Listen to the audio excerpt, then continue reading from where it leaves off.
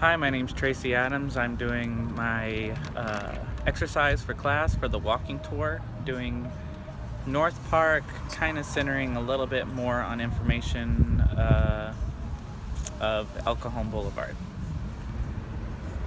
So as we can see here, we have the boulevard sign.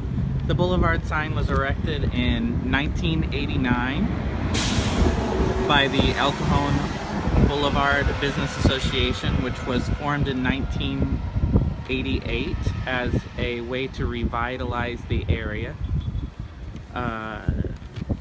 This was originally the westernmost terminus for US Route 80, which continued east across the United States all the way to Georgia. This functioned as the US Route 80 from 1924 through 1926 through 1964. It replaced the 1912 Plank Road in 1924 and was eventually decommissioned in 1964 with the commissioning of Interstate 8. The Plank Road that it replaced was originally El Cajon Avenue, and it was the main wagon road connecting San Diego with East County. It was renamed as El Cajon Boulevard in 1937 after a revamp post-Depression era. As you can see here, it is now designated as a historic highway by California for California US 80 route. They've also done some revitalization, adding these lamp posts and such to make the area to kind of bring it back to life.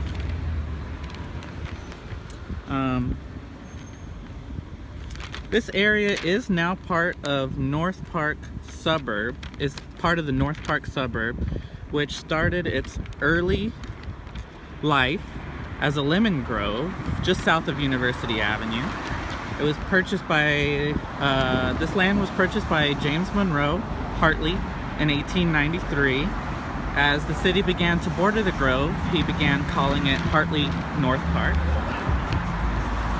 Jack Hartley, James's oldest son, and brother-in-law, William Stevens, eventually developed this plot into an early residential and commercial district. Today, our main focus is going to be on El Cajon Boulevard, which developed around the automobile and contrasts to University Avenue, which is just south of here, which developed around the streetcar, which was eventually decommissioned in 1949. Little information about the streetcar. John Spreckels brought in the streetcar in 1912 to connect transportation from Morley Field and things like that from downtown. This eventually brought investors, residents, and shopkeepers to the area. Let's see. In its heyday, the sides of El Cajon Boulevard were littered with neon signs advertising everything from restaurants to hotels. Now you don't see a lot of that anymore. There are still some old hotels and old restaurants still standing. It has since that era,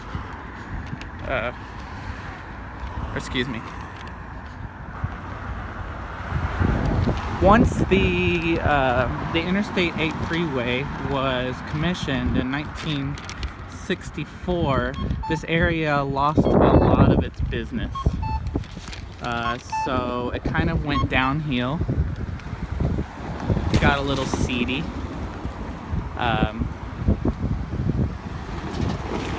Also mentioning some demographics of the time, in the 1930s and 40s, or should I say 1950 and earlier, there was more housing built in this area than the San Diego average, which at that time was mostly white, close to 98% white.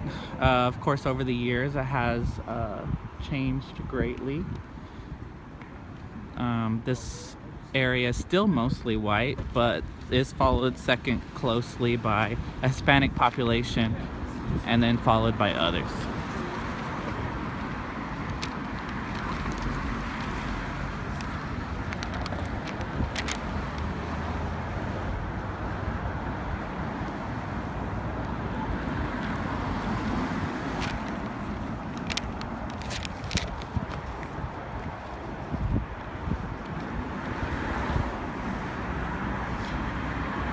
Today, North Park's population is just over 35,000. Again, mostly white, followed by Hispanic. As a whole, it's about 50-50 male and female. However, between the ages of 25 and 50, it is significantly more male. The average income is just over $59,000 a year, with the average household housing approximately more than 2 people. Some other notable events of North Park. Also are a plane crash, PSA Flight 182, on September 25th, 1978, where 144 died. This is the deadliest aircraft disaster in California history. It crashed at Dwight and Nile, which is just south of University.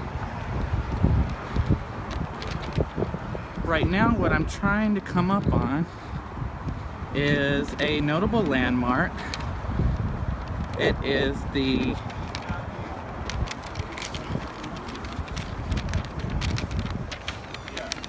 it's a notable hotel which was established during the time of El Cajon Boulevard's heyday.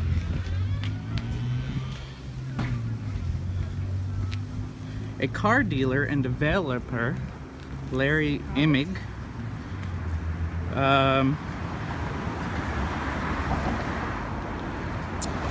built what was first known as Imig Manor, which opened July 1st, 1946, and is listed in the National Register of Historic Places in 2012.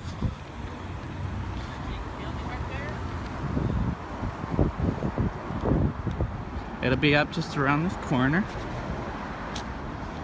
One of the first guests was Bob Hope, and it hosted many celebrities of the 1940s and 50s. Here we have the hotel. When Interstate 8 opened in 1964, the hotel was shut down due to lack of business. It passed through many hands until 2.6 acres of land, which included the hotel, was purchased in 2004 by Hampstead Lafayette Partners, which has since restored the hotel and renamed it the Lafayette.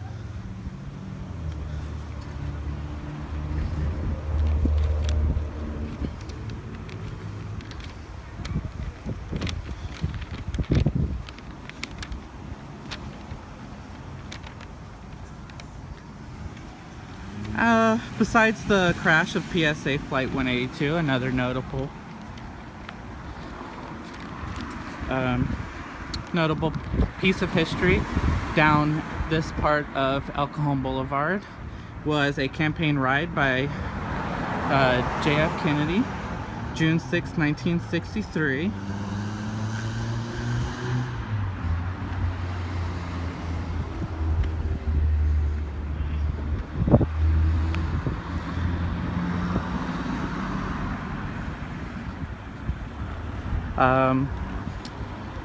It's notable to say that this area has gone through a lot of uplift in recent years.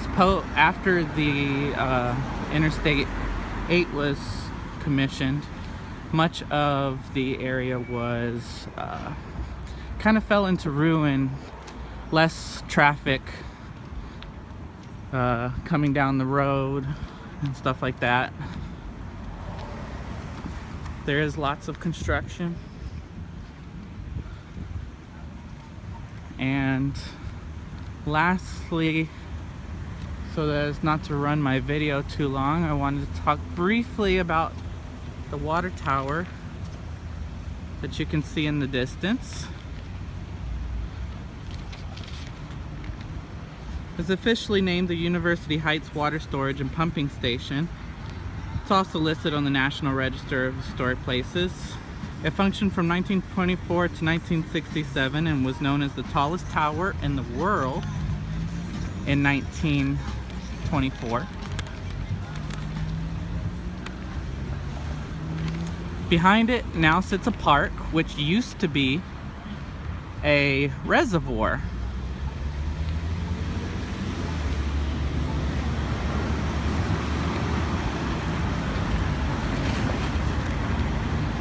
But the reservoir was demolished in 1967 and replaced by the park.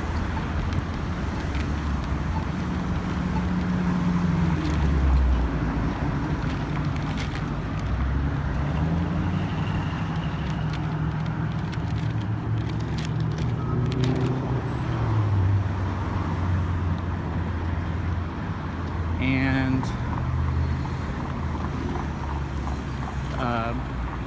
I guess I'll leave that off here. It remains an area that is continuing to improve from what it was as recently as 10 years ago. It became, after its heyday, it became an area known for prostitution, crime, stuff like that. Now, as the business associations and stuff are revitalizing, transit through this area, bus stops and everything are improving, and the area itself is beginning to gentrify a bit. Rental prices have climbed steadily.